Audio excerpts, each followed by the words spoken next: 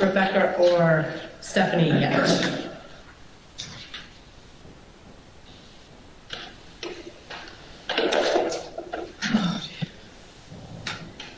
I can't read. I know, it's fine. It's far off. I've got to get my... Did you, what? Okay. How about your glasses there, lady? Stephanie's in. Okay. Hi, Stephanie.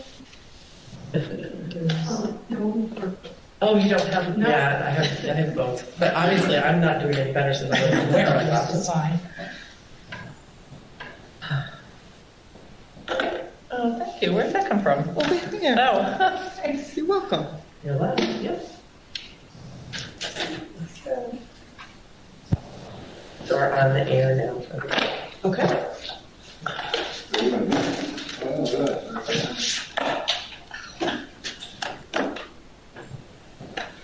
Which of you wants these next?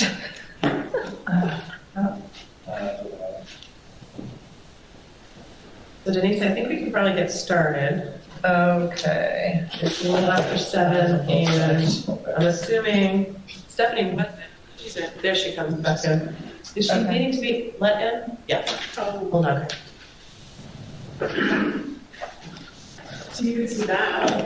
Well, I just realized, I remembered that we have to You don't have a pen? admit Stephanie. There she goes. All right, because she comes in under her. That's right. Does it mean pen? All right.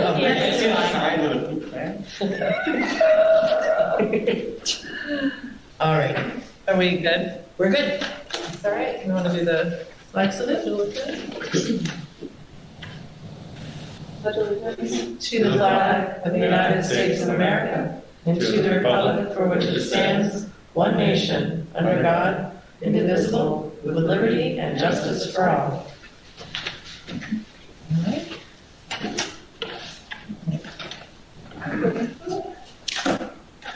Okay. Ms. Hopper. The first public input session is a 15-minute session with each person having no longer than 3 minutes to make a statement. A second public input session may be held at the end of the meeting if allowed by the board chair.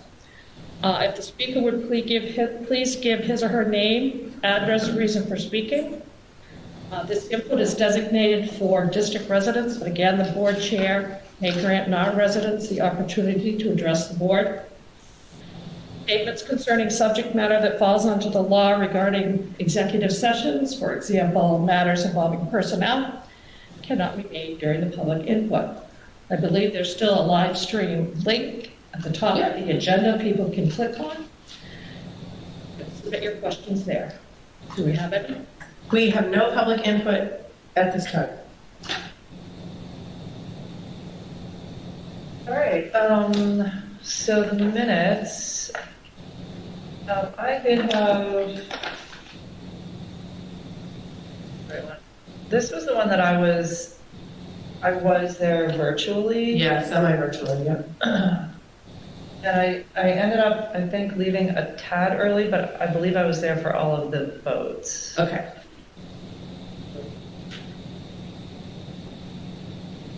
I'll just add that. I'd like to make a motion to accept the minutes. Oh, should I- Only one other thing, Miss Manley was spelled wrong. Oh, sorry, Lynn. I don't know if it was somewhere else either. I add to try. So I'd like to make a motion to accept the minutes as amended. All right, I'll second it.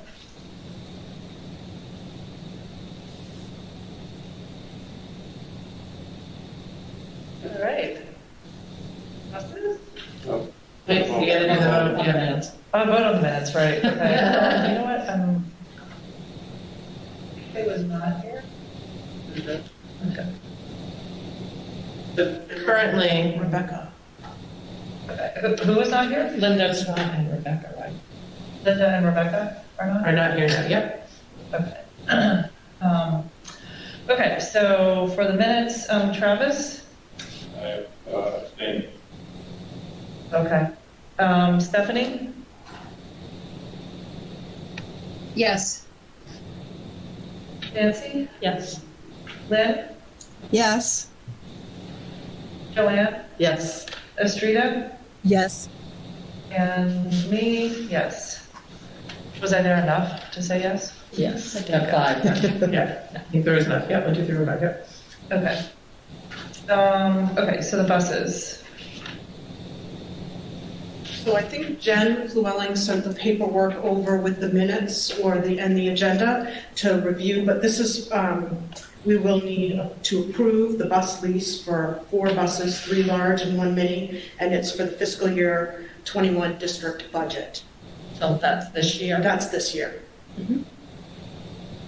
Make a motion to vote to authorize the lease purchase of 3 new 77-passenger school buses and 1 new mini school bus in the principal amount of $339,706 be adopted and from present to this meeting. I'll second that. All right, Travis? Stephanie? Yes. Nancy? Yes. Lynn? Yes. Joanne? Yes. Estrella? Yes. And me, yes. And that, just to be clear, those, you just said those were already in the budget? Yes. Okay. Yes. And when do we see those buses? They are arriving, like, if they aren't here yet. I think they're on property. Yeah. Exciting. Yes, it is exciting. It's like, oh, we have them. Okay, let's make sure we get our paperwork correct.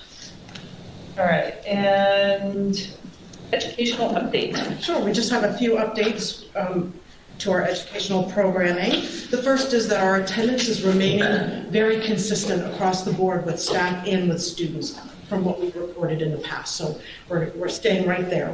We haven't seen dips or huge jumps either. And that was like in the 90s. Yeah, in the 90s, yeah.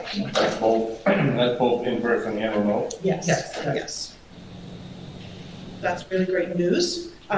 Nancy had asked us for an update on some of the specials for K-5. So what we've heard from the elementary schools is that each K-5 elementary school has 30-minute specials, and they are on a 2-week rotation just to keep the cohorts the same and the specialists working with the same cohort for a period of time.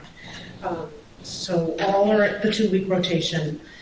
Let's see, North Berwick, Hussey School, and Knowlton School, their rotation is art, music, PE, library, and computer. And then Lebanon has second step as a special instead of technology or computer. And then at the 4-5 building, they have PE, computer, art, and music. So they do not have the library special, but their teachers are certainly supporting literacy through the classroom. So those are the only 2 discrepancies, and some of that was based on the schedule when we had to shift out and move up the 4-5 to the middle school. We needed to look at specials across the board and make some shifts so that we could have some equitability as far as students getting specials. Can I ask, can you go back to those numbers? So I got the first 2. Lebanon had what? Lebanon has art, music, PE. It's like, I feel like romper room, and I don't see Denise on it, but that's okay. She might. I do have it, I think. Welcome to the hybrid world, Miss Austin. I know. It's been hybrid for a while. There's Travis. Okay. All right. You all set? Yeah, I just wanted to be sure that. This is the one that's called full copy? Yeah. Yep. Yeah, that's interesting. You're not showing here, but that doesn't mean a thing. Oh, there you are. There she is. I think Okay. I was just, I had shut down. Okay, it's all good. All right. Sorry. Ready? Yep. So now we'd like to review a hybrid plan that you approved at the beginning of the school year. I know that's a long time ago. You may not remember what it looks like, so Allison's going to share that again with you. Sure. So I'm at this point going to present my screen so that the board members at home can hopefully see that. Travis, we're going to use you as our guinea pig. Let us know. Board members at home, can you see this? Yeah, can you see it? I'm not seeing it yet. Yeah. Yes, I can see that. Okay. Excellent. Excellent. And this is the document that we are all on. And within this document, there's a lot of things that are linked that will open up other documents, and we'll do our best to sort of open and close those as we go through. Also, feel free to ask questions along the way. This is really, like, we're giving you a ton of information, but ask the questions as you go. Yeah, and sort of again, just to cycle back to what Audra had mentioned, is that this is really tough for everybody who's dealing with this everywhere. And I think that so the unique piece for the high school is that we're unique to begin with 5 grade level, for middle school sharing our space with 5 grade levels in 3 access building. So we build it very creative with the plan. So that's why we wanted to review that, how things are going, and some ideas that we have for next steps for things we'd like to do.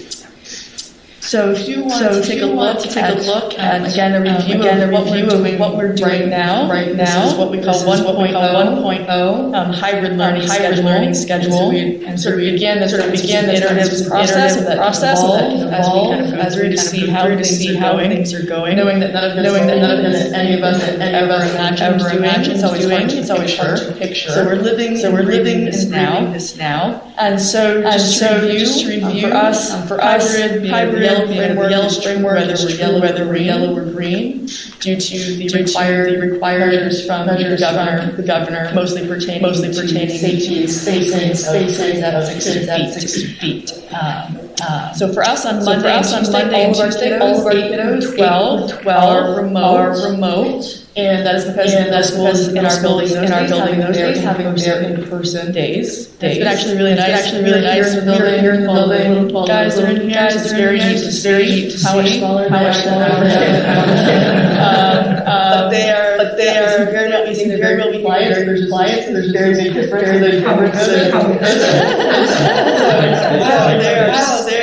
They're tiny. But they seem especially in our big building. That's that first couple of days. So that's been neat. So on those days they're here. So we made space for them. So staff and kids are at home. And we have what we are running. We're calling synchronous. And they're kind of mouthful, but it also think you're familiar by now. But other folks together time for less than the other way. So on Monday. So synchronous is considered not just in person, but in person slash online. Basically like this meeting. Synchronous would be like hey Travis, work on this on your own, and let me know when you're done for questions later. Record the meeting and later. Whether it's in person or behind screen versus self-paced. Okay. So you do this sometime on Wednesday or all together on the screen at 8 a.m. That would be synchronous. So in sync. Right. Versus a little more independent. So all the kids log on at 8 a.m. Synchronous. So they're block one, and then that course stay together. Synchronous. And then their block begins at 9 all together. Synchronous. To get creative, we're running 4 blocks, which means all day one classes semester. The reason for that would be in-person stuff. We run an 8-block day.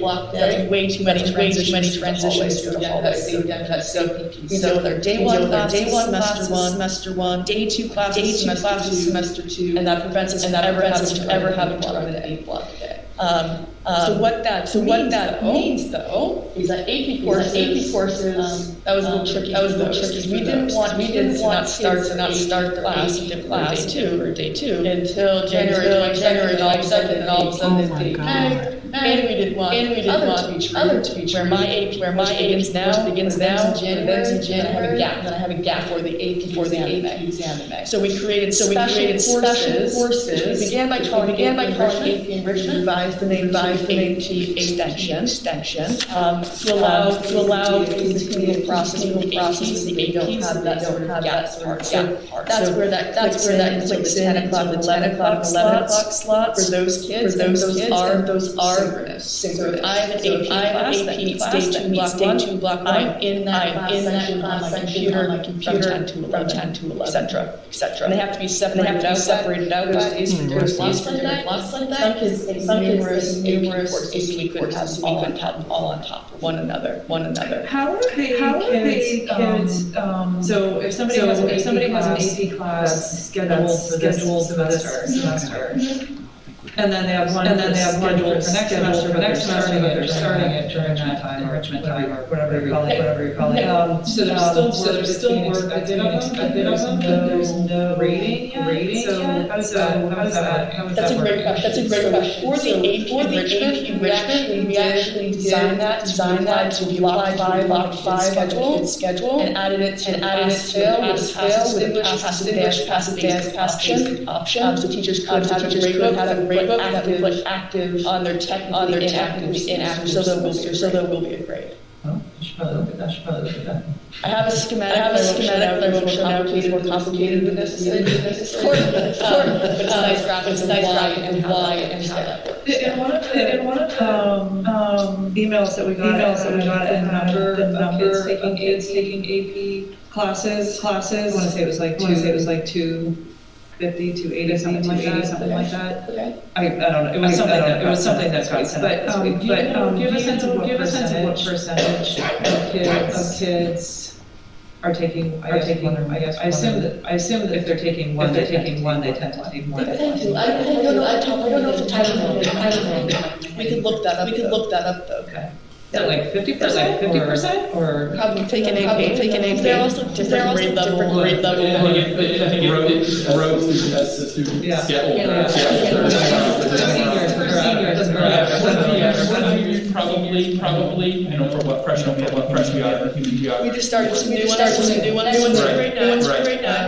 And then we have grades and kids will take biology, AP bio. Generally speaking, it's better to have kids. I'm just the reason I'm asking this is how many kids are like how that extra block is impacting how many kids. Right. So we can definitely get that information. I would say that for all kids enrolled in AP though, this block is necessary to make this whole thing kind of work for them. So that's where it becomes kind of hard, where one size fits all stuff rarely works. But here there was really no other way for us to make sure that these kids had this experience without a scheduling conflict someplace else. What I kind of will say now, behind the scenes of all of this, so there's a little note on the agenda that says like base. So this is something that we try to make sure that the whole school follows. What we have found is that kids need sort of different options and parts and pieces that aren't necessarily clear and articulated here, because it will work for one kid but not for another. We'll talk a little bit about those things behind the scenes. And one of those things is some AP teachers have found, particularly math science ones, I need even more time, so they've scheduled like an extra section that you might not be able to see on the surface here yet. So for kids not in those AP courses though, they would at that time really begin starting some of maybe the work that was assigned in their morning classes, or working with teachers at that time to get some extra support, and they would continue that into the afternoon. And we extend the online days until about 3, just to give folks some extra time to work through this, because we know that it takes longer to work on things at home. There's sometimes stuff that goes on at home where our in-person days end at 2, which was necessary to balance the district needs for busing. So that's kind of the Monday, Tuesday day. I will say I that— have one more question about that. Sure. For the afternoon sessions, the teachers, they're mostly available via email? So they're available really anyway on these days. So preferably if the student has a question that really someone needs to dig into, or need a visual or to draw something out, they would be available by Google Meet. what I think ends up happening is that we'll try to be contacting with a kid, and then it ends up being a conversation back and forth for email, and someone's like, can we just please go online face to face? So in the survey results that we'll look at a little later, we asked the teachers about how they do that with kids, and the highest percentages of responses were 85%, I think, each reported primarily through email or Google Meets. So I think it depends on the teacher or the kid. Some kids feel uncomfortable being on the other end of a computer, kind of so face-to-face with their teacher that way, so they prefer, what ends up being a very cumbersome explanation through email about how to do Hard for them to describe something that they don't know how to do. Yeah, Right, exactly. So it depends on the kid and the teacher. We would obviously advocate for it to be through Google Meets if possible. We have roughly 1 kid enrolled in AP classes. That's counting all the enrollments. Sorry, how many? 150 enrollments. So there may be a kid who's taking 3 separate classes. I just counted the number of students in each So class. 150 people? 150 Sort of slots. slots. Oh, okay, so maybe the fewer people. So some kids may be taking a couple of classes they didn't I would differentiate. guess, and this is truly a guess, but probably around 100 different students. Yeah. Okay. Okay. Just, Nancy, do you have a sense of if that's up or down from the past? But, I'm sorry, it's hard. Every year, it's really hard to say. And this year, we did not require a summer assignment, so there wasn't that normal culling that happens. Every kid who signed up got to take the class. Right. Okay, so one of the things I'll point out now that we'll talk about a little later, and I'm cognizant of our time, because stuff always takes longer than we anticipate. When we made the schedule, we were under the impression that SRTC, or so our VOC program, was going with a different schedule, and they had their plan approved later than our plan. So that day 1 block 3 and day 1 block 4 on Tuesday morning is actually in conflict for a portion of our juniors with the Sanford schedule. So what teachers have done, which is another example of like a behind the scenes thing that we can't see, all of the junior teachers who have morning vocational students have this conflict and created an extra class section to teach those kids specifically outside of this, and or record a separate course if a student prefers that mode instead. So that's another example of something that happens. We have a fix for that on our next version of this plan, but we're going with this for now because we have a workaround, but we can fix it. Yeah. And that's about 100, it's a little over 100 kids that utilize the vocational programs. Yeah. So the in-person days, so Joe gave you kind of a visualization of some of the things that are weird but working in terms of our operations of safety on those days. So Wednesday is our in-person day for juniors and seniors. And I would say that by and large, those guys were most quick to adapt to the processes and procedures. And we weren't really sure how they were going to react to it because they're most used to the other procedures, but they've done an amazing job. And they seem really happy to be here when they're here. We're happy to see them. We run a pretty typical bell schedule for that day. And you can kind of see the times there. That's awesome. And Mr. Finley did a good job explaining the lunch procedure. So 3 lunches at 3 different locations. So technically that's kind of like 9 different feeding opportunities. And 2 of those spaces are actually divided into what we are referring to as east and west locations of those cafeterias to be compliant with the safety measures. So they're divided by a 14-foot barrier. We have assigned classes and teachers walk their kids down, which are not typical things for high school. So it is no small feat, which is why I just bring up the lunches. Now, knowing that a lot of our scale-up considerations for maybe later down the road for more in-person, on the surface seem simple until you start realizing, I don't know how we're going to feed them type stuff, which might not be obvious at first. If you walk into the cafeteria, they've got individual desks, facing in a certain way, and that's, it's unusual for our kids, and it's changed. We were doing the tables with a seat here and a seat here, but it became apparent that we really needed to be able to contact trace in the cafeteria if possible. So the custodial crew came in and took out all those tables and set up individual small tables. It's a thing, but they've done it. So you can take a peek at that. Yeah, by all means, they're trying to, they're doing a really good job with the kids stay seated the entire lunch period, like give us a wave if they need to get up and do something, and they put their mask back on before moving. And so all of that happens, and it's going very well so far, so we're pleasantly surprised, because that is, again, as high school folks, we've never seen them do that before, so they are doing it, but we definitely recognize there's no way that they're going to do this, like, no, I don't know, but they are, so it's great. Probably eliminates some lunchtime drama. Yeah, yes, well, yeah, there's some pleasant things about this stuff that's actually helping in other areas, for sure. Yeah. So what's also happening, so that behind the scenes on all of these days, is the coming and going of SRTC kids physically to Sanford and back. So that's another piece where, again, on the surface, we say, well, why can't we just add this or that? Because frequently behind the scenes, that vote component is always a bit of a sticking point. So we've worked around a lot of it, but it kind of always comes back in when we think we've got a great idea to get some more folks in. We're like, but it creates this problem. So on Wednesdays, just so you know, vote is actually remote. So that's an interesting twist. And so when our juniors and seniors are here, when they're done with our classes, they're struggling to try to get online to get to some of their vote remote classes. So that's a little bit of a struggle for some of our kids. But they're in the building? They're in the building. So let's say that they're PM vote, which means they're with us for Noble classes, blocks 1 and 2.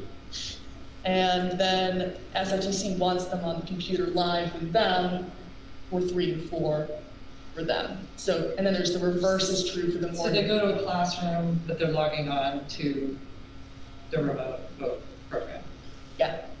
Or they are able to go home, right? Right, if they can make it home, they go home and do it. Some Because it's kids, just the afternoon. yeah, they've pushed it back to allow our kids time to transition out of our classes to eat something. But some kids, noticed, they say, hey, what are you doing out here? And they're like on their computers on a bench trying to get into the class. So it's sort of that synchronous remote component can be tough sometimes for those reasons. So on Wednesday, that's kind of how that works. On Thursday, we have the little guys come in, so 8 and 9, so that's what we had today. And then Friday, we have 8 again, and 10, and again, we chose the extra time for 8 to be consistent with the fact that 6 and 7 get 2 days, Monday, Tuesday, and then 8's normally kind of that band, 6 through 8, they also get 2 days. What is, again, maybe not apparent through this is our full remote population of kids are full remote learners, because who don't come in for in-person at all. They basically follow along, but from home. So whatever schedule their grade level is doing, they're doing but from home. So Monday, Tuesday, everybody's the same, no matter what. So if I am a stay-at-home kiddo on Wednesday, I'm at home clicking into my classrooms at the time that we're ringing the bells here at school. So the only difference is they're at home. And that's where the teacher's doing that tricky piece of, I'm teaching, kind of like what we're doing right now a little bit, except I'm definitely, not on purpose, but I'm ignoring the board at home, right? Because we're kind of here together. So if I'm teaching, I got my juniors and seniors, but some of my kids are at home, so I would be trying to click over and say, hey, Lynn, I noticed you turned your camera off. Just turn your camera back on. And then it would be blank, and then Lynn disappeared on us, and I have to write an email home. Or Travis, I noticed you haven't moved, and then it's a cardboard cutout of Travis. Or I've got kids typing in the chat, I don't get it, do it again. I can't hear you, do it again. So you've read, hopefully, some of the comments from the teachers about trying to do this with the kids. And so that's what that's kind of like. So again, behind the scenes stuff that you can't see, it's because that's hard. So like Travis is not answering me. So all my remote kids, we're gonna have another class section after this so I can make sure you really got what I'm saying. Or I'm a gym teacher and I'm carrying you guys around, but we're going outside and I've lost signal. So this is what we're doing in class. Here's the learning targets. Go do it at home, or go have some independent time to do the run. and then we'll check back on at the end. So that's kind of that juggling piece that's a little tricky for folks, but they're doing an amazing job trying, but it's definitely a challenge. We didn't think we'd be in this place, but here we are. Do you think a better solution might be separate teachers from just the remote kids? So we would love to have done that. The problem for us in being different than the little guys, where if you're an elementary school teacher, you're the teacher, and those are your kids, and maybe there's specials that would rotate in. High school kids have numerous teachers, so right now. At all the grade levels, so that's the hard part. It's not even just like we need a science, we need all the different science certifications. Some people won't be able to teach physics. Exactly, you're 100% right. And that's okay. Yes, so 5 grade levels, all the different subject areas, and then the reality is we can't use our staff to necessarily do that because then there's no one here to teach their kids that are here live, right? So our teachers that are full remote teachers, we only have at least 3.5 of them. 3. Yeah, 3.5. Right now, what they're doing to do that kind of visual. So let's say I'm a teacher and I'm at home. I'm projecting my head to nicknamed like the Wizard of Oz thing. So picture like the screen, and there's a head and things. So I'm teaching English from home. My kids are here live. We have a teacher's aide essentially, or ed tech, in the room who facilitates the supervision component, or Johnny has a question in the back, and that's how we're managing that. But if we were to take them out to try to deal with all the remote kids, no one would be there to teach their class. So. But they also have remote kids as well. So they're remote, there are kids who are remote. So the teacher's in the sky, the kids are in the sky, but they're also live. Just to give you a tidbit of the management of this, it's unusually tell, it's just hard. Are there any classes that, like at the high school, like even some of the core classes that would, like, even if we just picked up a couple of fully remote, like, I don't know, maybe find a teacher that can teach 10 and 11 math, or like some, like maybe not AP physics, or, but something that you've got a few more kids that are, either we could split them up and teach a couple different, like that are, you know what I mean? So that, like, we could offer something a little bit more to the remote kids, but then also in turn, the teacher that's in the classroom can more fully focus on the classroom. And so, one of the things you just have to wrap your head around, obviously, is that this has all happened in a period of, from March until now, developing all of the work that these guys are doing. So we are actually working on developing a remote academy that specifically takes the K-12 remote kids off the shoulders of the in-person folks. So it's coming, but it's going to take us a while to really develop that, but that's part of it, and be prepared in the conversations in our budget to talk about those kind of things. Yeah, but are we thinking, and I think that's wonderful, Yeah. but, are we, I don't know, I guess I feel like this is as good a time as any to try something. I think one of the pieces that becomes a little bit tricky, and I think we found has worked with how we're doing it is, and it's not a lot, but there are situations where students are not able to come into the building. So maybe it's a student that's had to quarantine. This allows them to stay in lockstep with their class versus if they had to sort of be farmed out, I guess, to this remote teacher. I don't think there would be the cohesion among that. And it's happening a fair amount. We've had some students who may have been siblings related with a positive case somewhere. Someone travels, Or they're now just homesick you and can being go away. cautious. Right, you can go away for a long weekend and come back and have to quarantine for 14 days. So it's just like, and that's happening. So I think the fact that kids can log on, that's been a good thing because they can stay in touch. But I think you're right, as a whole, it would make life easier, but it might also create some. And I think the other hard part is, I don't know, I think feel strongly like that we have really good teachers who are working hard. And I guess my fear would be, and this is just me, but I find someone who's sort of out there right now in most November, who doesn't have a teaching job and is interested in this position. Like, I feel like I would almost be guaranteeing that their experience would be substandard, I guess, and that, but I don't disagree with you either. Yeah, no one disagrees, it's just You're how, right. it's just how to do it, it's, Should you guys have some ideas of things either that you'd like to tweak, or Yeah. like, if not, adding? yeah. You Yeah, okay. do. Yep. Yeah, It's coming, yeah. Yes, definitely. So, but this issue is a tough issue, but I think there's just one more quick point there with what AJ was saying similarly is that I know that at the younger grade levels, we've kind of beefed up that expectation that you kind of pick remote or pick in person. It's a little, we're not as stringent at the high schools. We do have this sort of option. But kids are kind of moving from one to the other still at our level, and them going to a different person with how high school grading works makes it much more difficult to ever say, like, we're going to put you back into a regular class when you've been to this other place and the curriculum doesn't quite match in grade books and all of that. So this is a little trickier, but we've got some ideas, yeah. So what I'm going to kind of quick try to pick up the pace a little bit. I don't want to rush you guys, but I just don't want to also know you're away from your homes.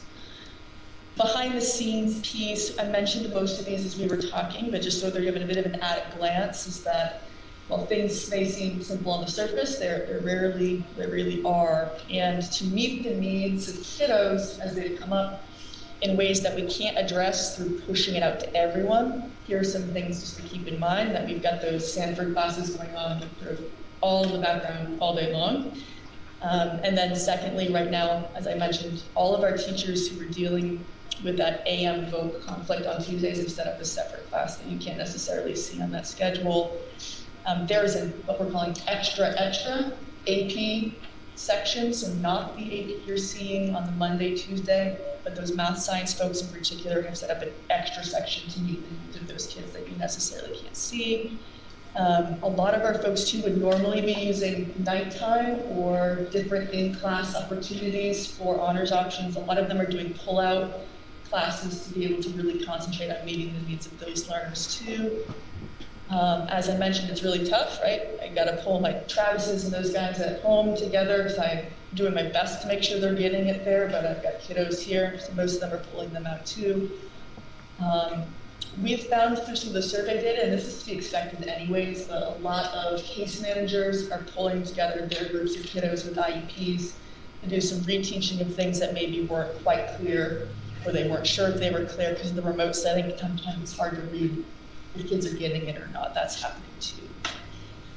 And lastly, number 7 are things that we've started doing really over the past handful of weeks. Is we had mentioned in the very beginning that our first groups to be targeting for more in-person would be the groups most at high risk. And so on some of the Wednesday, Thursday, Fridays, we are welcoming some 6th and 7th grade kiddos who are more special needs programs. So they're here on some of our days. And at this point as well, kiddos in 8 through 12 are coming on other in-person days that are in some of those specialized programs as well right now. Do you have a sense of how many kids those cover? I have a spreadsheet, but I can't pull it up right now because I would broadcast it. Students or boards, that's what it's called. Yeah. Yes. I think our commission 6 to 8, 8 to 10, in that range of students. Yes, it's 6 to 8, 8 to 10. A couple so somewhere dozen in that ballpark for kids that or 1 dozen, half dozen. And for each grade or total? total. Like total. So these are usually kids with very high needs at this point, who require probably 2 or 3 staff members to be along with them. Yeah. We're also bringing in kiddos at grade 9 who are being identified through the BAR process, through the risk review process, for extra in-person time to get some work done. That we started that this week. Yep. This week. And that's going to expand quickly. We have some students who are struggling to keep up with their load, the course load, and kind of look at some of the great stuff, and that becomes apparent. So yeah, and I think families have been very, very receptive to that and interested in giving kids that dedicated work time. And we're going to be looking to expand that at some other grade levels too. We've got, I think, one junior set up to do something a little bit like that on their own day, but on a modified schedule. And then some multiple pathways to those and coming in on their off day to really just get some staff connections. They're working outside on the garden project right now.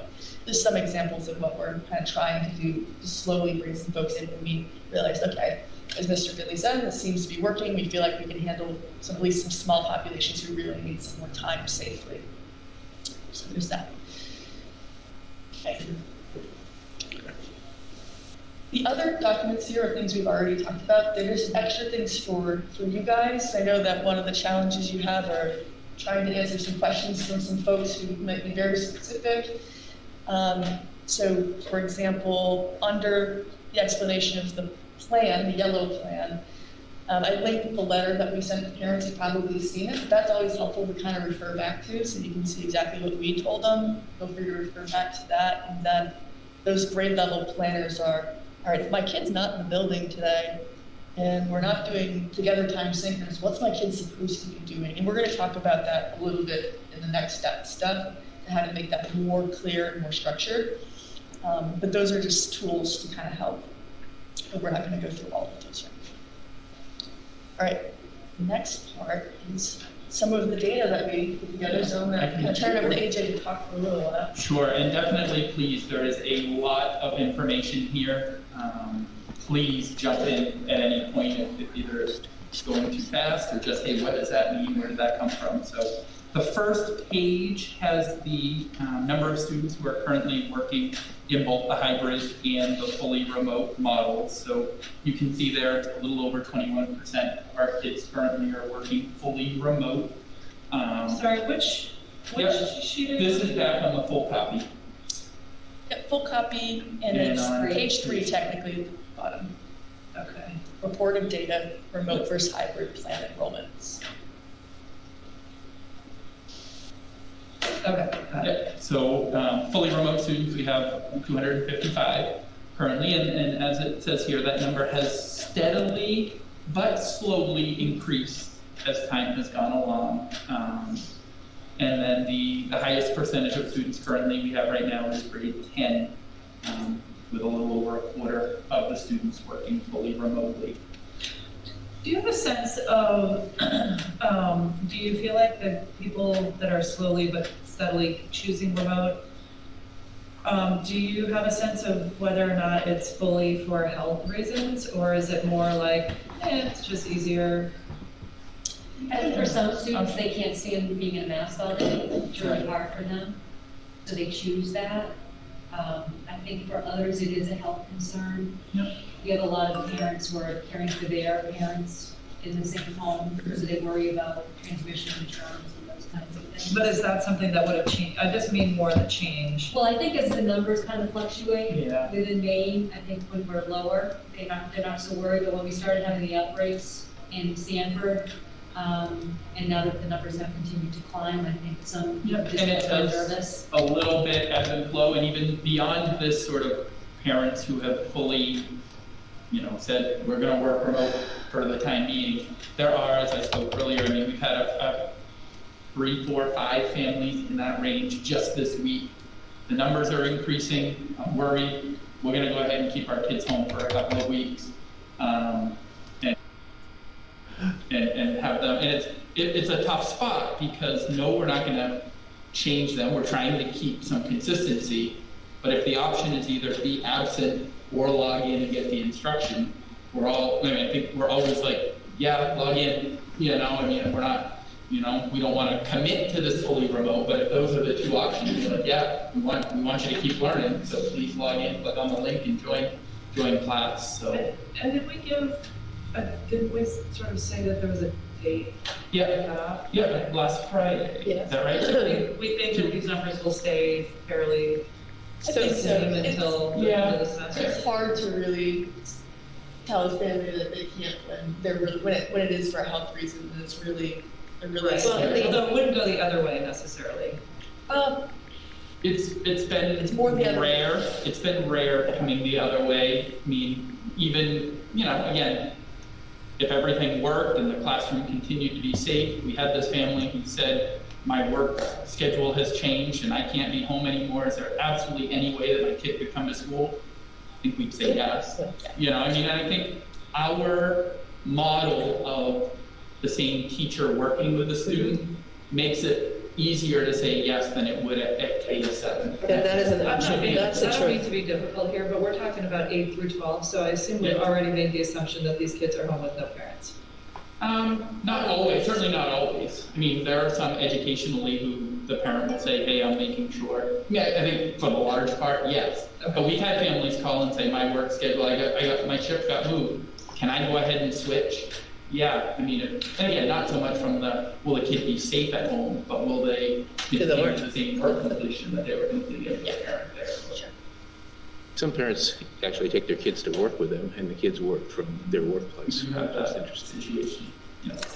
Some that were not bringing their children to work with them have started to, as they have struggled a little bit. They're coming to me, get in the car, let's go. And it's not easy. We have a number of grandparents raising their grandchildren, and it's always sort of a weird position for them. I've had 2 conversations just in the past week. They can't get the kids up in the morning, and so they're really struggling. And it's an argument, and they, you know, they don't want to fight the battles. So I met with a parent or a grandparent and the kid, and I said, listen, why don't you just come in 1 day a week? Don't you think that will help? And it was like, oh, all right. So it was actually the opposite. It was all remote, and now he's going to come in for a day, at least get the time with his teacher that he was just avoiding, and the grandmother couldn't figure out what to do to get him to do what he needed to do.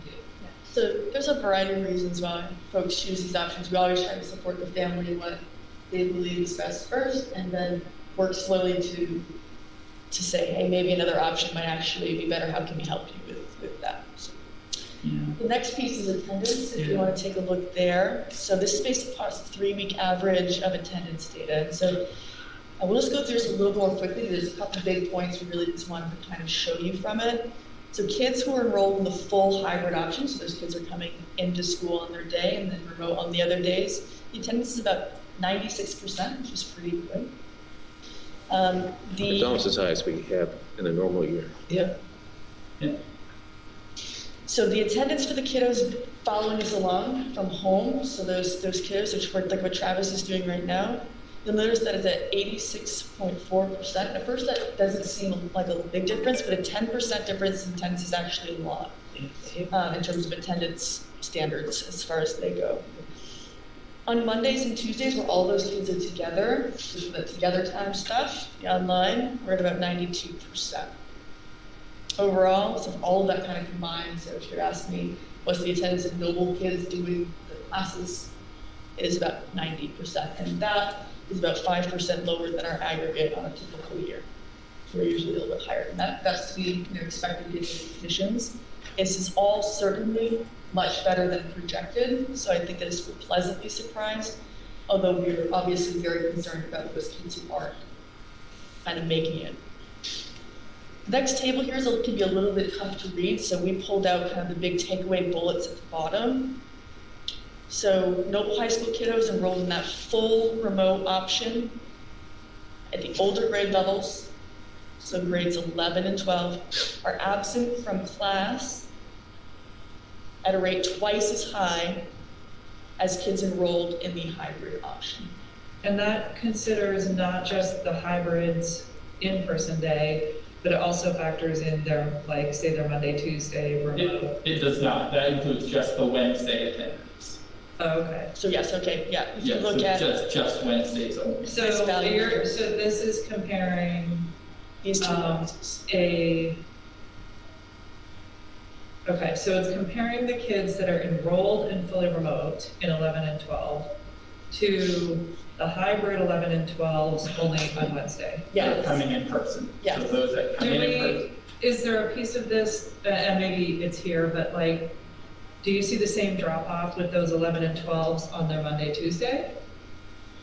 Their attendance is similar, and I think the hybrid students is a little bit worse. So overall, the hybrid attendance seems to be average out a little bit lower. So the kids that are coming in tend to also check in for their remote classes. at a higher rate than the remote ones. Yes. So what's kind of interesting about those data around the Wednesday piece and the remote kids following along home and not doing as much is we see that kind of trend, right? So that the kids trying to follow along through the remote setting are less apt to show up for a course than if you were to come in for in-person. Which I guess, again, isn't completely surprising. And the next bullet here is basically the very similar point that we see that difference, even it's more magnified for the younger kids trying to follow along at home on that remote synchronous day. So even though we're tying them in through a structured schedule, that's not necessarily making up for the fact that they're not coming to the same rate as their peers or live in person. Which tells us that, in terms of our efforts moving forward, if we can get more of them in person, that would be awesome for us, but complicated. I have a question. I noticed in some of the... Oh, yeah. Yes. I noticed in some of the parent and student responses the degree of difficulty they're having with technology. Could some of the drop-off be because of that? Yes, absolutely. I believe that's why. Okay. Is there, and it also seems like the Chromebooks are a problem. Is there any thought with the funds that we have available and must spend by December to switch over to Macs or another PC or something? We're in process, that's a for sure. All right. That's a good question, Shrita. So that's part of the concern around The question just sort Shrita was asking about, could some of our concerns around attendance for the full remote kiddos be tied to some of our technology issues? So the real concern that was abundantly clear, connectivity issues at teachers' houses, there's connectivity issues within the building. So for me trying to talk to Travis, right, my stuff was kind of dropping. I'm not doing very much right now, so I'm fine. All of those things. And then the Chromebooks themselves have kind of run their course and they're supposed to be updated. So the first part of that, and Chris is out there, but I believe Chris purchased a number of upgraded materials for folks that should help this in terms of device issues, on-site staff, and kiddos with their devices. What will always be, I think, a little bit tricky is the Wi-Fi stuff. We've given out hotspots and things like that, but if you're in a dead area, that hotspot's not going to really work. That's what I'm finding. We kind of put out all of the accessories, minimize the issue, but it's still tough for kids to get to that live. By the time they finally get it all on, maybe 30 minutes into class, and we're absent, and then they have to follow the teacher. It's frustrating for kids, especially kids who are higher anxiety trying to do this from home. It's hard. But yeah, so Mr. Reed, I think that is an issue for sure, but it's one that we're hoping will be resolved shortly. We're just waiting on a lot of the stuff to get shipped, Right. Because everyone's trying to do the same thing.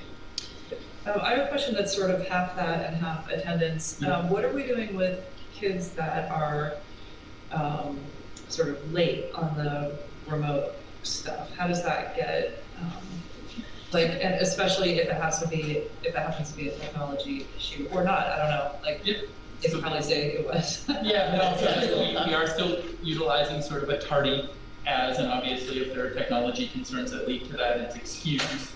I think it's been important for us to continue marking them, just because that becomes sort of a reminder to a teacher a lot of times that I have to circle back with this kid. So obviously if it's excused, whether absent excused or tardy excused, there's no negative impact to the kid, but it is that reminder to the teacher that I gotta, when I hold, as Ellie talked about, all the things that happen behind the scenes, I've got to make sure to invite that kiddo to a Google Meet to circle back with them, because otherwise they're not going to have whatever the concept is. If we feel there's a viable tech issue that a parent has called, or that we have a tech ticket, we excuse that stuff. I have to see if it's working properly for me, because this is the first year I haven't received many tardy notices. Right? It is, the calls are going out, I can assure you, so that's a good thing. Yeah, it's nice. Ellie, I'm gonna with the grading change up. I'm gonna have folks just time scroll to the grading, the two boxes that just say hybrid option and full remote option.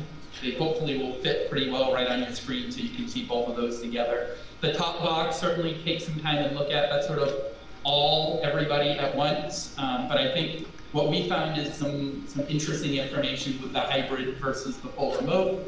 And probably in a lot of cases, this can be traced back to attendance, because if students aren't attending at a high of a rate, it's going to be hard to achieve that as high of a rate. But we are definitely noticing that students, especially in grades 8, 9, and 10, there is a difference in achievement between those hybrid and those remote-only students. So just to sort of pick one example out, grade 8, with it being at the top of both of those charts, 98 students with at least one NM, which is about 45% of the class versus the 2/3 of the class of those remote students. And I think the other piece that was important is that's just failing a course. If it's failing one course and you're really close, those are pretty easy to remedy. I mean, we're still at a point in the year, even though it was our first progress report, but if you have a 0 or 2, that can cause you to be in that situation. So that can happen. I think the part that was most, sort of spoke the most is all the way over to the right, the average NMs per student. Whereas for an 8th grader, of those kids failing a course, of those 98 kids, they were failing on average 1.7, 1.68 courses versus the remote students that were failing on average about a half a class more. 0.6 more, so they're in a much worse spot, I think. How does that relate to like past years? Do you have any? Yeah, it's higher. It's higher. I would say the hybrid is a little bit higher than where it would be right now. I mean, I think there's typically an 8th grade adjustment period that is typical. The remote only number is quite a bit higher. Right. So the kind of takeaway here, the bullets at the bottom, and we've probably done more analysis than is necessary here for the purpose of this meeting, but by and large, we see the trend really across all grade levels that those fully remote kids, the follow along at home kiddos, are failing courses more frequently than the other kiddos. The exception is at grade 11 and 12, they're really kind of similar and on par. So that's useful information for us to know when we try to design the next phases to really focus our efforts on more of those little guys, like how can we fix some of this stuff going on. And again, this is a snapshot in time, it could change, so we're constantly looking at these things, but that's why looking at these things is important for us. So when we make a design choice to say, hey, we're going to do X, Y, or Z with juniors and seniors, it might be because they're okay or more okay right now. We might focus on some other guys to get them some support, for example. Collected feedback. So the next phase here are things that you've hopefully had a chance to glance at already. One of the things, again, so there's some qualitative commentary from some folks in here, teachers and kids and parents, that we wouldn't necessarily want to broadcast because we really appreciate the feedback, but we really think that it's sacred, that is something they were letting us know about, particularly in terms of some challenges that they were having. So I'm not going to go through and read that, but you have all of that. I thought it was really informative and helpful to read. I think people were really honest about that. What I will quickly do is just go through some of the pie charts, about 30 seconds each in terms of these documents. And again, I'm not trying to rush, it's just... Can I just, sorry, I always do this, go back, just one quick question.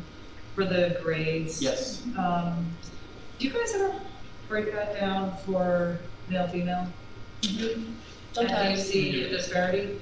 Yes, I would say at this snapshot in time, there was males were quite a bit higher, especially at the younger levels. I think it evened out a little bit at 11 and 12. And again, I don't have the numbers, but I would say it was within at grades 11 and 12, 60-40. But as you get younger, it was approaching 70-30, if not 75-25, something like that. And is that very different than a typical year?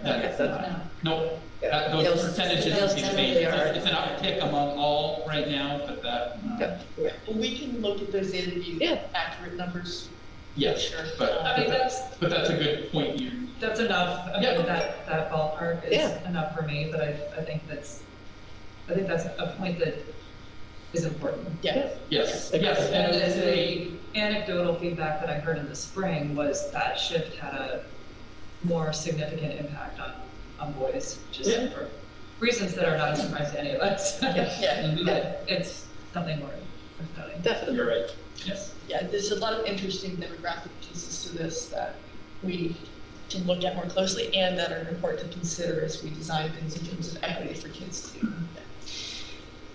So in terms of teacher feedback here, the first couple of graphs are pretty straightforward. I'm just asking them their role and who they teach.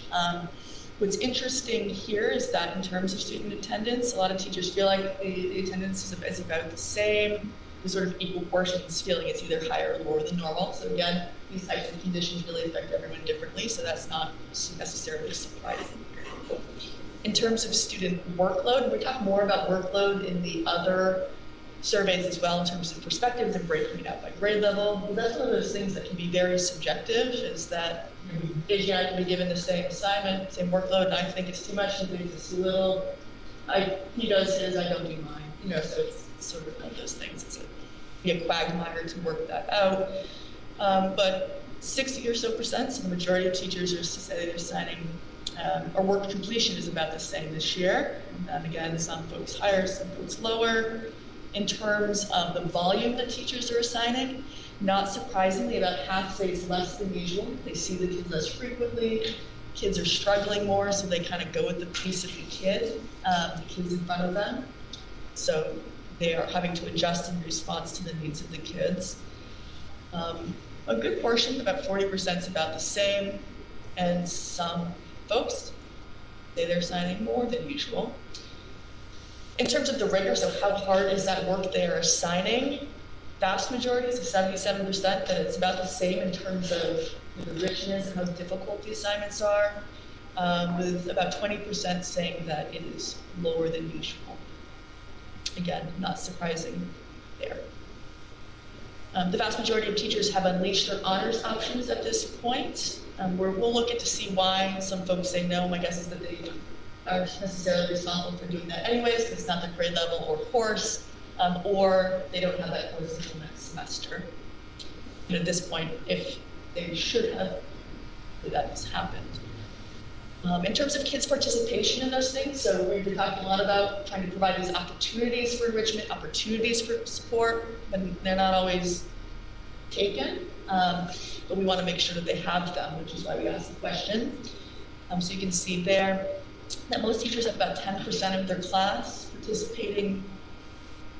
Then a smaller portion has about more than that, about 30%, or so. You can see the breakdown there. Yeah, Ellie and Joe, I would say that is pretty typical. Yes. With a regular year, so sort of that rate doesn't change much.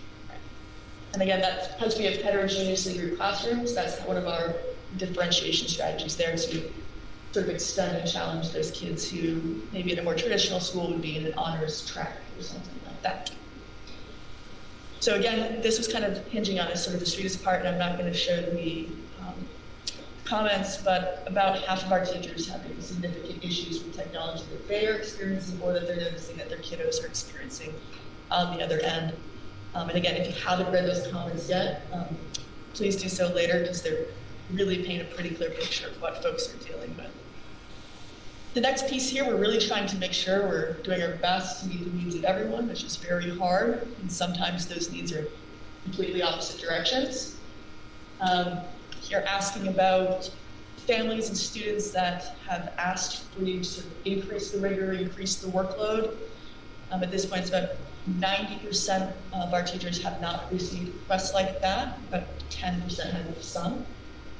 And sort of the opposite question, folks reaching out for more support. You can see here that it's different, that more teachers are hearing from folks that they need some more support than not. The previous question.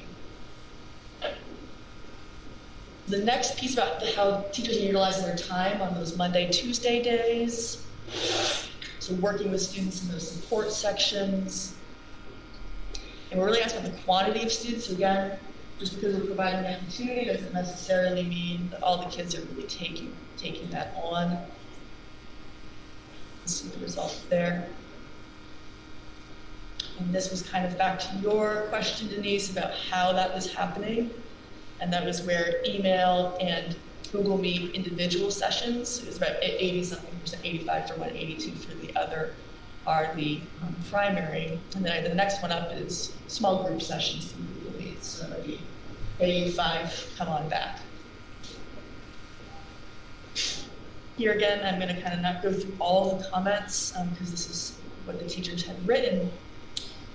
But we were asking teachers how they set up those asynchronous days. So again, the example I'll use is if I'm an 8th grader and Monday, Tuesday is an online thing, an 8th grader, Thursday, Friday, I'm in the building, so like what the heck am I doing on Wednesday? And so we were asking teachers how they structured the day for kids on those asynchronous days. And you'll see one of the things that's very apparent is that how teachers are using that day varies wildly. And so what one of our jobs is going to be is to set some consistent parameters and expectations for that, so the experience for kids on those days isn't so variable depending upon who their teachers are. Some of these comments, can we assume that even though this question is about 8th grade, okay, so some of these teachers are teaching mixed grades, which explains it. Yes. Yes. So most of our teachers teach more than one grade level. That's another one of those, this makes it more complicated than we would like things to place. But I really encourage you to read through those if you haven't already. The next piece that we'll kind of quickly move through is that you'll just see that 95% of teachers are dealing with that like two worlds piece, right? So they've got the kiddos live here and kiddos on the screen that they're trying to manage.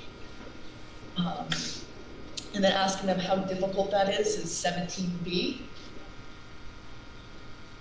And you can see here that almost all of the teachers reported that as high to moderate level of difficulty in managing both of that, not surprising there.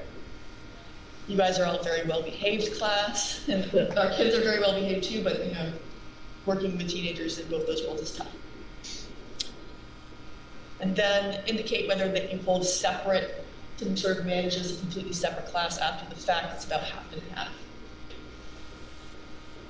And that could, the reason for that, I'm not sure, we could dig into that maybe more. Yeah, I think it fell, and certainly not 100% one way or the other, but it fell a lot. I think a lot of our more elective teachers felt the need to not, because students were able to keep up and do, whereas a lot of the core math, history, ELA, science, those they were offering, because it is like, kids may not be able to see quite as well the science experiment that was happening in class, so they wanted to follow up and maybe do it again for those kids to be able to see, to kind of set it up a little bit differently. So it wasn't perfect. We certainly have some folks who teach electives that are doing that follow-up, but I think that was very generally speaking, it felt sometimes like that. Okay. The other option too is that if I'm a teacher and I've got one remote student on the other end and they're like rocking it, I might not need to do that. But that's probably not 50%. But probably not, but it could, in total, add up to something there. But we can look into more. No, it is interesting. I mean, we have these very few, So as just- reported here, we have a staff member or two that have no remote students, which is crazy given that 20% of our schools. There. But it happens. Okay, so just so that we can understand what this question is asking. So this is asking any teacher from 8 through 12 who has some either in-person or online a set schedule. This is asking if they do other, like the question earlier that's like email, Google Meets, any of that kind of stuff? No, so this 17C would be, do they hold a separate online block for the remote-only students? So for example, I got some feedback today from my sophomore teachers who were just telling me they each offered a separate chunk of time today for their remote-only students. So for history, math, ELA, and biology. And just kind of, hey, here's who showed up today, here's who I'm still worried about because they didn't show up. So that was like a separate almost class today for that, just those students. Yeah, so let's say after this meeting, Estrida and Travis and everyone over at home said, your mic turned off, I couldn't see the screen, unless I really don't get it, but I was too shy to say anything. Can we have another class and then I hold it completely, we do round two, but with them? That's what that question. And would those be considered mandatory? Yeah, they are. So would that count towards the attendance? It does not. It can't because Infinite Campus doesn't recognize it as existing outside of the master schedule of Infinite Campus because the teachers just invented it. So that's a behind the scenes, you can't see it there. And that, I mean, that attendance probably is not, for those meetings, they're not as high as we would like. Yeah. So the next couple questions is really get some data, which we already talked about VOC teachers trying to work around that VOC conflict, them making a separate class. It's a 65-35 because some of the senior teachers don't have to, because senior VOC kids don't have a conflict, only teachers. So that's make it more complicated. And the question I think is important is something we always take into consideration is the teacher's concern around some of these kiddos' home situations. It's tough. We talk about this as a district all the time around trauma and equity. And you can see here that the vast majority of our teachers have high to moderate levels of concern about that impacting learning under these conditions right now. And again, successes and challenges, I'm not going to broadcast all their comments, but you can go through those. Because despite some of these challenges with technology, the things they are working through them really hard. And the majority of them feel that kiddos are being successful this year, despite, I think, all of it. That was longer than I intended to spend on that. But there's a lot in here. Surveys. I know. I think we should go on to Next steps. next steps. Yeah. That worked for you all? Without going through the other two, the students and the parents ones, was there anything that jumped out to you guys? We asked the teachers, I don't know, is the work challenging enough? They say yes, the students say no. Like, was there anything that jumped out that the answers were, like you were saying that we all have different perspectives. Was there anything that's... Yeah, so I think it is the workload question is one that I think unpacking is important. And I think, I'm just looking here so it's accurate. I think students reported struggling more than their family perceived them to be struggling. But their grades would agree with the students. Right. Mm-hmm. Yes. So students, just to kind of pick out that particular area, almost 60%, 59.5% thought it was just right. 39% thought it was too much, and that would leave 1.5% that thought it was too little. Flipping over to the parent side, and the one thing we did, and you guys can certainly look through for the parent side, is we did break it out by grade level, because one of the things we were interested in, the expectations, as they should be, are very different for an 8th grader to a 12th grader. So how does that become perceived by their parents? And we didn't do it for the younger student, for the student data, only because it was pretty concentrated, and so it was very heavy with just right. So we assumed that that would have been the majority among all grades, but that may be worth looking at. But on the parent side, where we broke it out, there's a chart, and that was feeling like our, in grades 11 and 12, the general perception was that it was, just right over 50% of the time.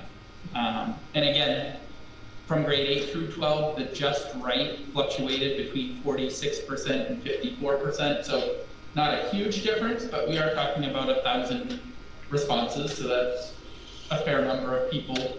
And certainly the amount that felt it was too little went down consistently from grade level to grade level. So that the older they got, the more satisfied they were with the work. Yes, the less they thought it was too easy. Okay. Down to the point of seniors feeling like it was too little work only 13% of the time. So, I think the the other thing that's really important to point out, without going through all of those together, is on the parent and guardian survey. So when we like send something out using School Messenger, which you might receive those and enjoy all those calls, it goes to, from when we send it out 8 through 12, it goes to 3,336 devices or accounts. So that's a lot of pressure for us to make sure we don't have typos, but that's what happened when we sent out this survey. So 3,336 folks that represent 1,198 kids. The survey, the parent survey is made from data from 598. 566. Oh, 596, sorry. You were close. 596 responses, which is a lot of responses. And of those 596 responses, we sent a second survey to approximately 58 individuals because they had noted that they thought their child wasn't being successful under the current plan. So 58 responses, about 11% of those that filled out the survey. So all the comments you got were from those specifically? Yeah, who are about 34 of those 58, 36 of those 58 people filled out the second survey. So they're included in this. They're included at the When bottom. you read the parent comments, it's important to know that we specifically wanted to hear more from those that thought these plans were not successful. It's a small portion, but it's important for us to know as we move forward and make changes to take those things into consideration. You can see the majority of the comments are really around more in person would be helpful, less remote, please kind of stuff. And then a portion are, my student feels like on those other days they're not structured enough, the at-home time days. And we really, even though it was a small portion of feedback, we took that into consideration and have been looking at that about how can we help that population of folks who aren't feeling like they're being successful. So that's where that second part of the data the survey came from. So the last piece is, all right, so now what type of stuff? The first now what thing is something that we are beginning right now, on what we're calling block 5 options.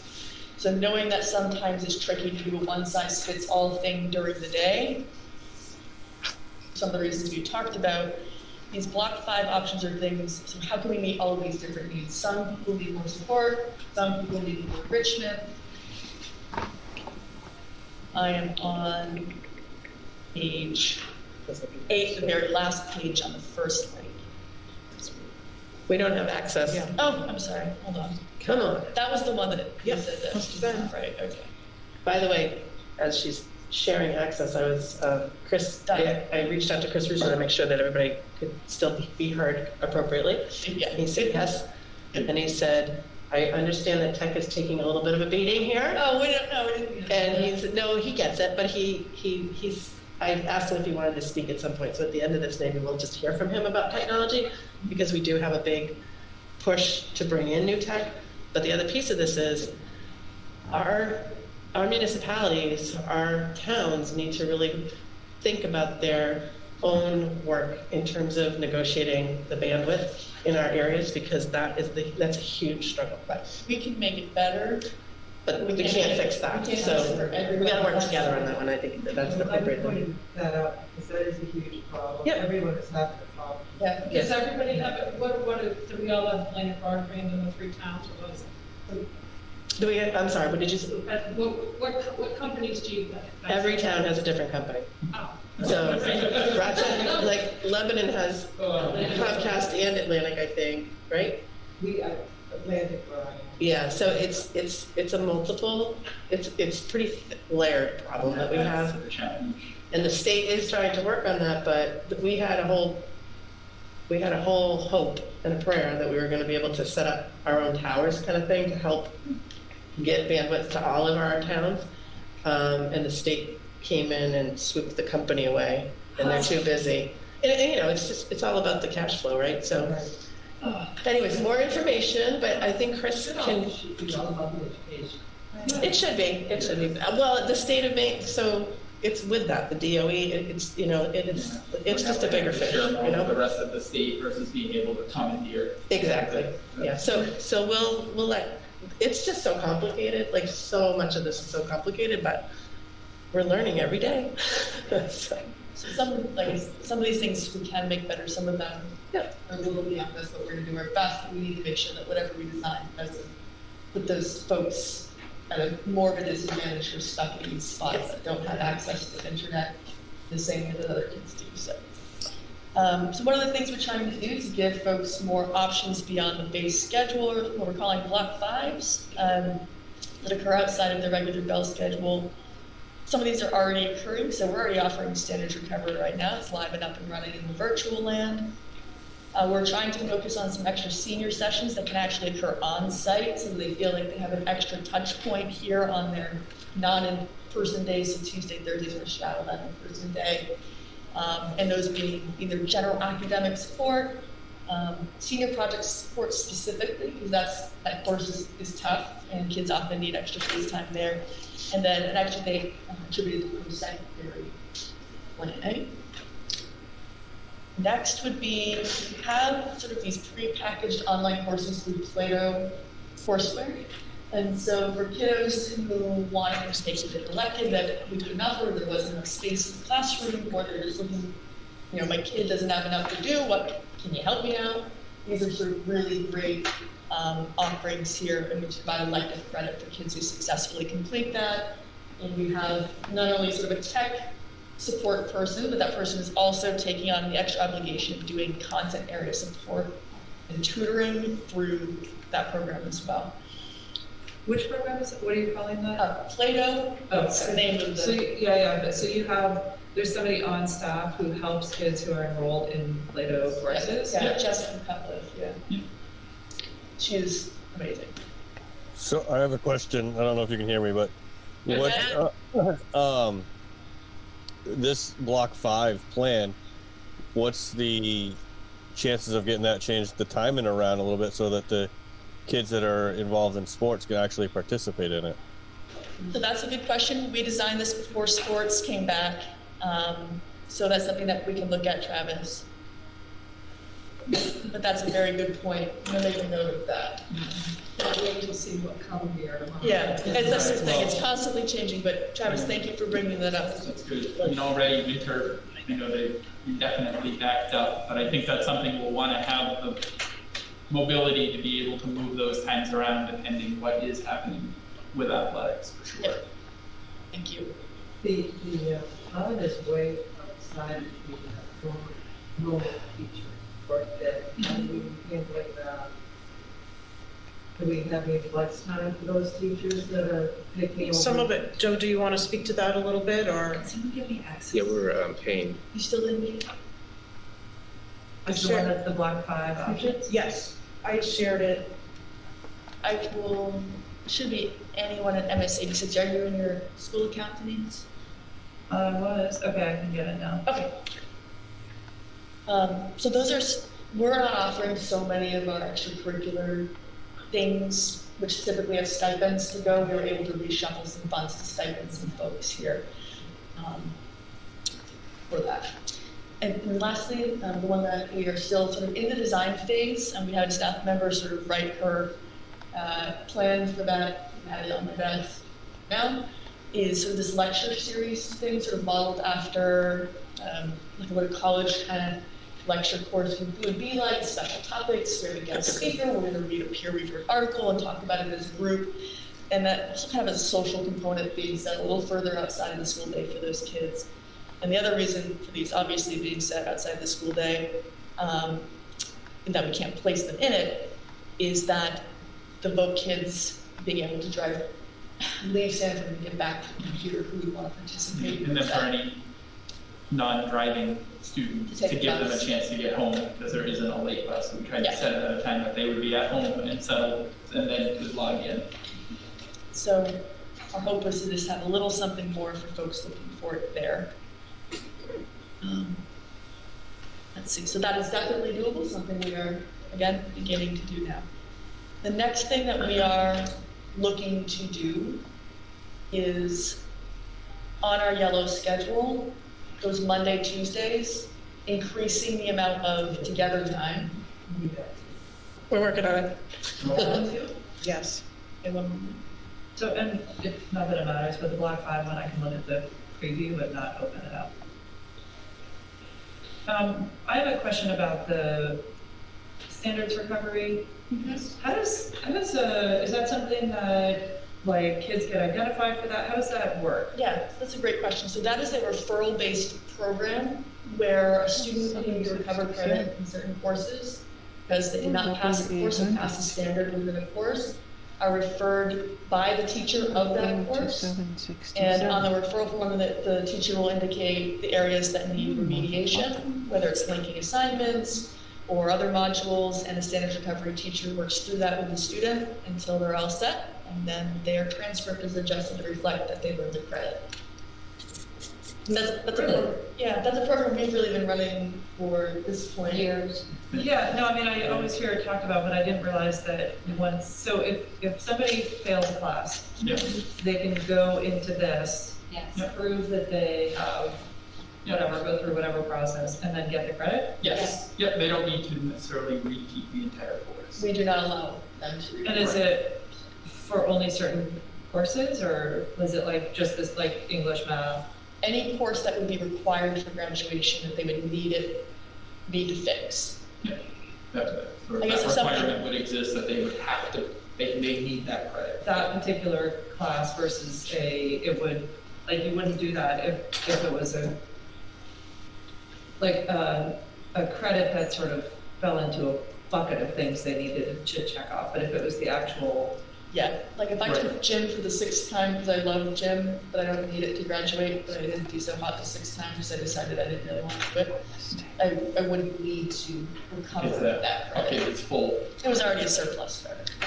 I guess if someone really wanted to, you could give them an opportunity. We just never asked us.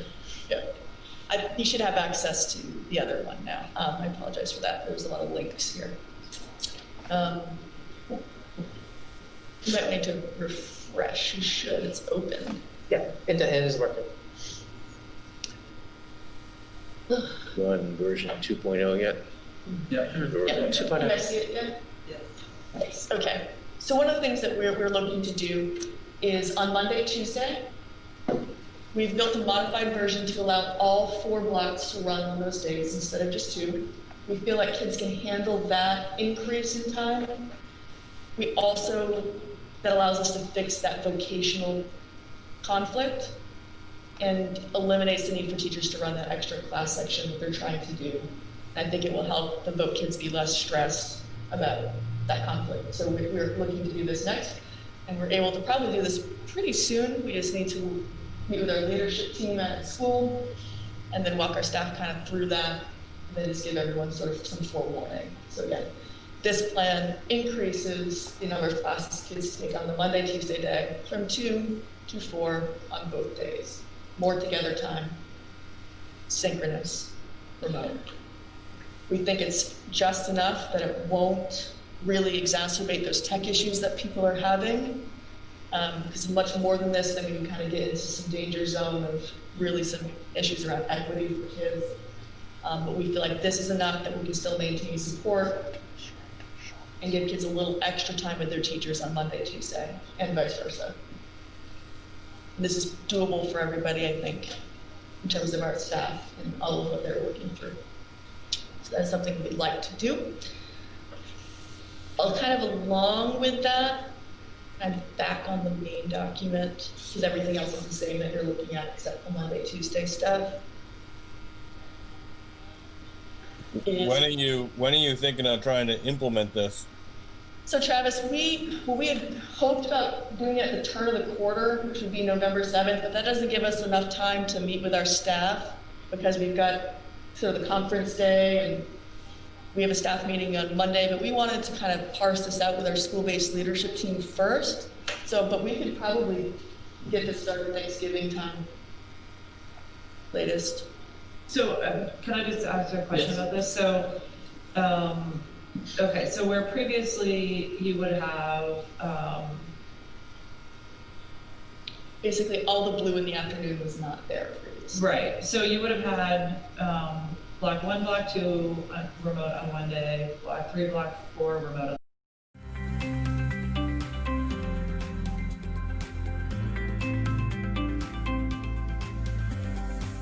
BCTV News gathers information from town meetings and events, departmental updates, and COVID-19 here in York County and Berwick. BCTV News will be shown daily at 9 a.m. and 7 p.m. on Comcast channels 95 and 22, as well as streaming at www.berwicktv.org. It will also be available on demand and via our YouTube channel. October is Cybersecurity Month. The Cybersecurity and Infrastructure Security Agency, or CISA, began a campaign called Stop, Think, Connect. This program aims to increase public awareness and understanding of cyber threats. They want to empower you, small businesses, students, educators, and parents on how to be safer and more secure online. Suggestions include: create secure passwords and do not share them. Keep your antivirus software up to date. Never give out your personal information over the phone or in an email. Do not click on pop-ups. Perhaps install a pop-up blocker program. When using social networks, use the privacy settings to protect your personal information. And do not click on unknown links. These include strange friend requests, messages, and even innocent-looking videos. The world is online, and we're all connected. While there's a lot to explore and discover, we each need to do our part to keep the internet safe. Cybersecurity starts with you. Learn how you can stay safe online